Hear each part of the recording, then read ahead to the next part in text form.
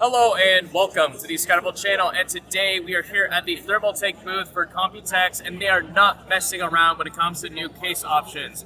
I think they're building upon their Tower series of PC cases, which is that really cool case I previewed a little bit at CES, but now they're bringing an ITX and an ATX version of that case, like the Tower 600 here.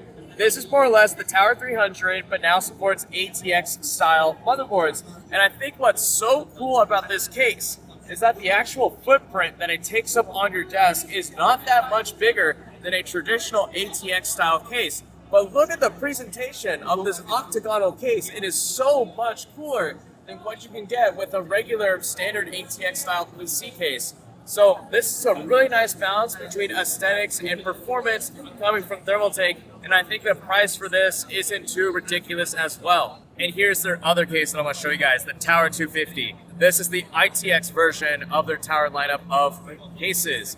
And this one is definitely more compact. Not only does it have an ITX motherboard, but it only accepts SFX power supplies, SFX. So the height of it is also a little bit shorter, but still the overall footprint on your desk is not going to be that big, and its aesthetics and presentation are still top notch. And I should say this real quick, but Thermaltake, once again, is not messing around because they are playing with a ton of different colors for their cases. Not just the boring old black and white, but they're bringing a bright yellow, a military green, matcha green, gravel sand, which is a color I really like in particular, and of course their hydrangea blue. They're taking some big risks for their colors, and I really support it because I think in the PC case industry, we need some new colors, we need something fresh. Speaking of cool colors, this is that gravel sand I was just talking about with Thermaltake's new E550. Last at CES, I showed off a little bit of the E600. Cool case. But I think the price of it was a little bit too much. But here the E550 actually cuts down on a few things, but still maintains, I think, a really cool, not cool, but a really clean and classy presentation. And this time it comes in at about $149. So I think this could be a really good high-end PC case. Although yes, it doesn't come with fans, I assume you guys are probably gonna load it up with your own fans to match the aesthetics.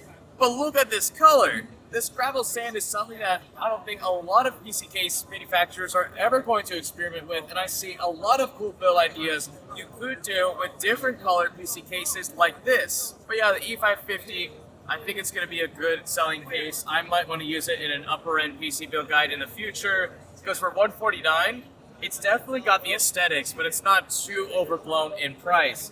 Oh yeah, 3 glass panels here, kind of neat. More new cases from Thermaltake. This is the Ceres 350. You're already familiar probably with the Ceres 300, but this one's a little bit different. The tooling is a bit different. It is compatible with ATX and micro ATX to a better degree than just having regular ATX standoff mounts. That is something that Ceres 350 wants to do. It wants to kind of make it a bit more backwards compatible with both sizes of motherboards. You're also given a more interesting and unique display right here. And I believe there's some cooling improvements as well. So this is a small update to their Ceres 300. And there's one other really cool case I'm gonna quickly show you guys. Check this out. Thermaltake is actually making an ITX case that is small.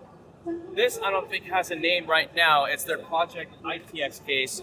But finally, Thermaltake is bringing something that could come to the market that is compact, ITX, and can easily fit on your desk. And once again, like all the other cases I just talked about in this video, they're all going to come in extravagant colors. This would be really cool if it comes to market.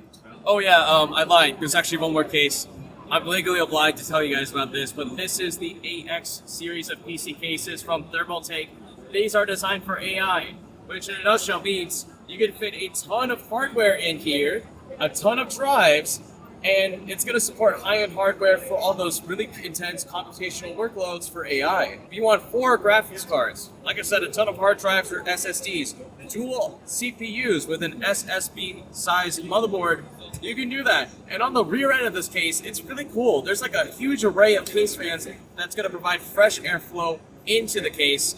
So you have the AX series here for those of you who need absolute power and a case that can support it. Oh, and get this. Thermaltake is now joining the fold with providing 1,000 watt plus SFX power supplies. Now, well, okay, I lied. This is SFX L, but still, it is quite petite and small. this would be a very appropriate power supply for that Tower 250 that I just showed you that only accepts SFX power supply. But due to the style of that case, you probably can throw in like a 4090 or an eventual 5090 or 5080 with a high-end Intel or AMD CPU and have enough wattage to support that kind of a high-end ITX case with a small power supply like this. So Thermaltake has finally got that. By the way, 80 plus titanium. Pretty cool. And now what I want to show you guys next is merely conceptual. This may or may not come to the market, but this could be a bit of a revolution for air coolers. This is Thermaltake's Project Trinity, and more or less, it has a vapor chamber on the CPU contact plate where it touches your CPU.